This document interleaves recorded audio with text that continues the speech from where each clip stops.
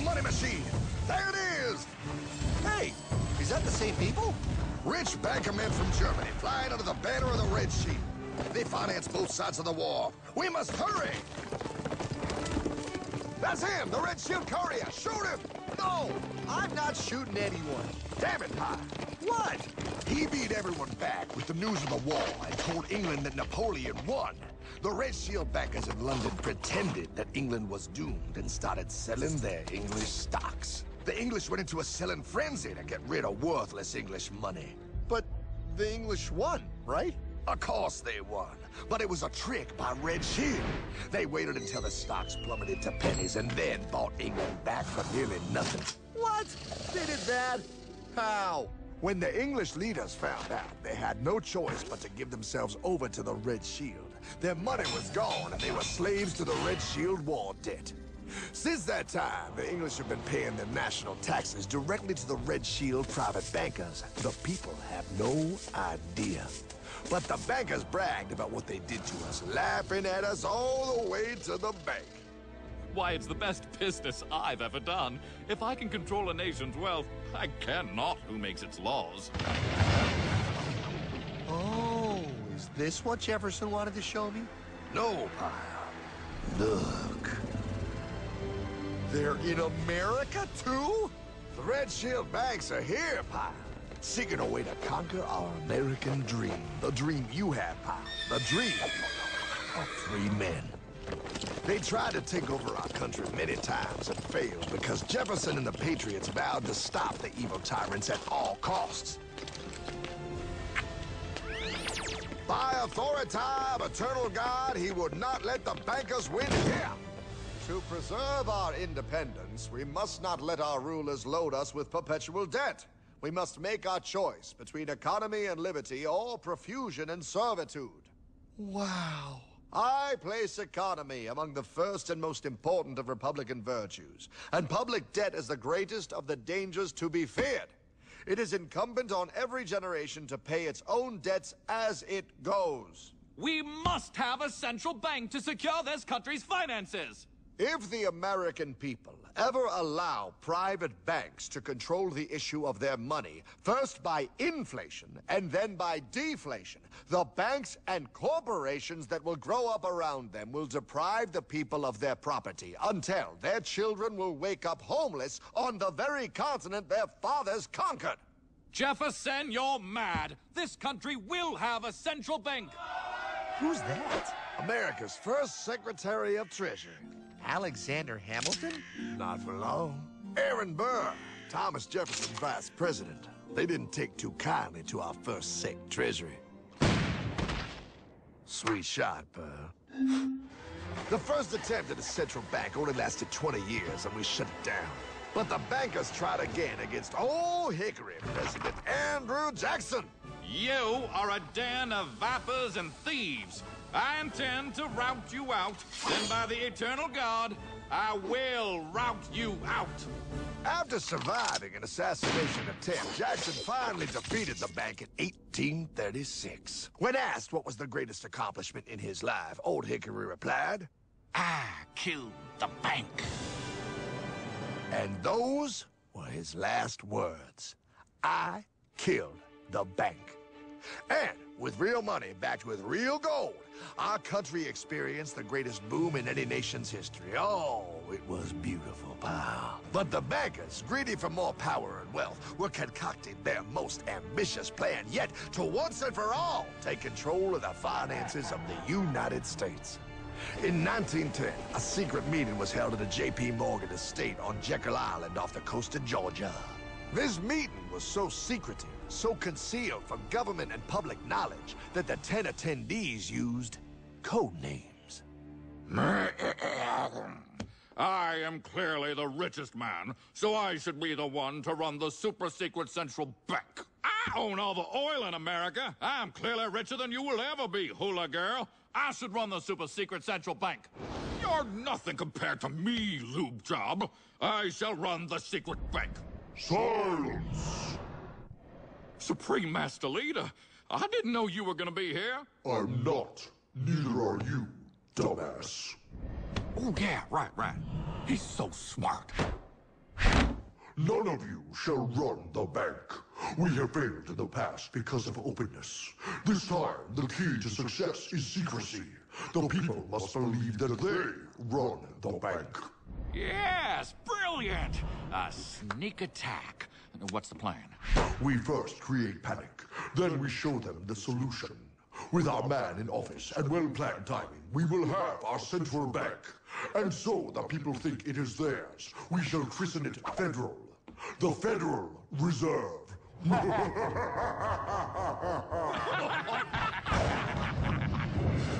They struck on December 23rd, 1913.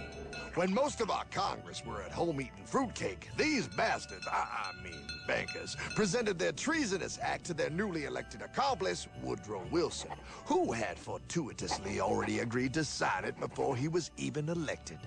Wait, the IRS? I thought we always had the IRS. No, pal. They did this to us too. The Fed now has the exclusive power to print America's money. They loan this money to our banks and our government at interest, putting immediate debt on our own money, printing more and more, so each dollar they print becomes worth less than the one before.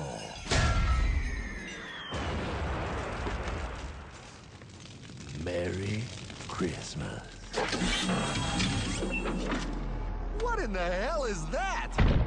That, pie, is how our government now must pay back these debts to the Fed. Your taxes do not go to your government. They don't? It's the greatest theft in human history. But, oh, okay, I mean, I sort of get what you're saying, but it's all so confusing. And really, Hartman, I don't see how it affects me at all. If I had more money, none of this would have happened. Hartman?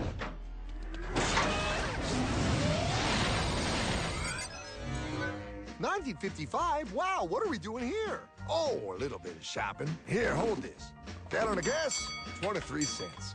Postage stamp, 3 cents. Ounce of gold, $35. Hot baby, priceless. Best be getting back. Hey, Hartman! I need my car, man! Oh, was that Michael J? Yeah, he'll be fine. Now, pal, would you agree that you have the same exact things you had in 1955?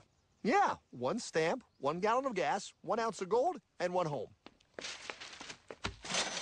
Wow, we just made a lot of money. Hey! Gotta pay your taxes. Bet it's nice to have made all that money. Wait, that isn't fair. Now I actually have less money. I can't even go buy the things I just sold. The IRS and the Fed's inflation work together, pal. They aren't just taxing gain, they are taxing their inflation. You are no richer than you were in 1955. Now, does that sound fair or American to you? Yeah, but I mean, who doesn't hate taxes? I hate the IRS anyway. Pal, the higher they make the inflation, the more your money they take. It's thievery. You're not paying taxes on any more. You are paying taxes on the same. And now, you have less. They take our property away right in front of our eyes, just like Thomas Jefferson said they would. What's that? Oh, they found us! Quick, my sword! What sword? We don't need your banking machine! I'll condemn you to die, damn it! Die! Pile! The Yankee bogey on my 9! Take him at his knees!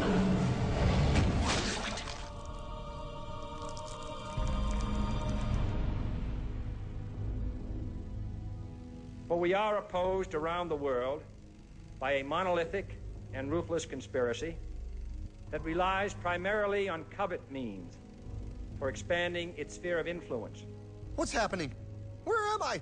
I believe perhaps you understand now, pal, but you are afraid. JFK. Hartman, what does this have to do with my house and my dog? Oh, okay, that's enough. I want to go home now. This is the last president to stand up to the Fed. You must see. On June 4, 1963, President Kennedy signed Executive Order 11110. This executive order empowered the U.S. Treasury to issue real money without the Fed. It would have worked.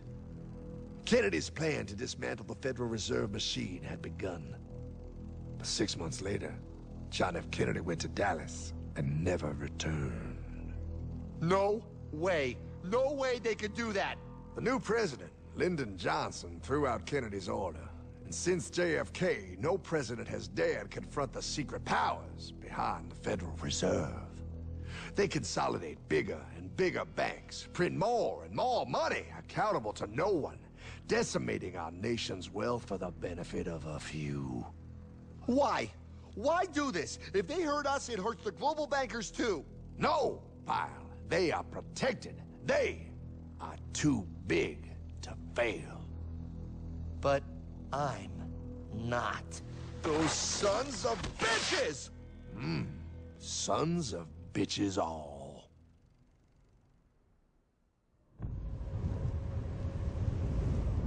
The day was cold. The wind sharp and strong.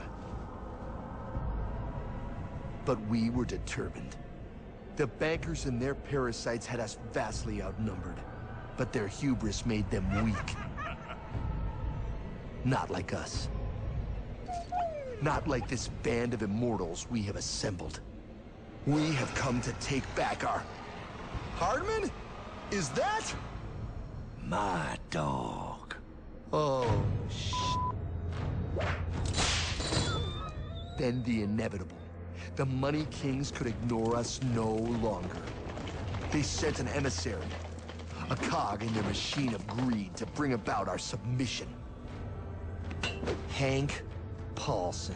Hardman, this is blasphemy. We own the corners of the earth. It is futile to challenge us. Oh, I've seen that look before. That of a predator taking in the scent of its prey. Bold, fearless. The look of a free man. You have come far, Hardman. Farther than most. Be smart now. Join us. We will bring you money, power, everything you want. You can be one of us. If you will kneel.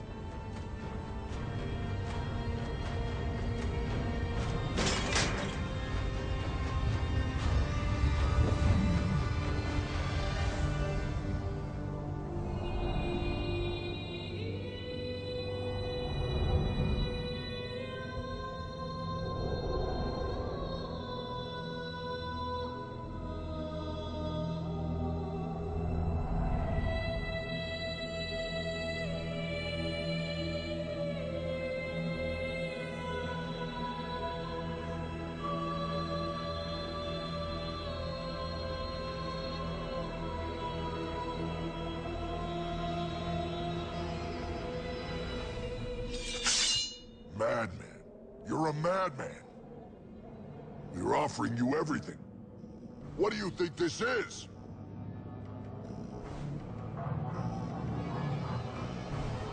This is America!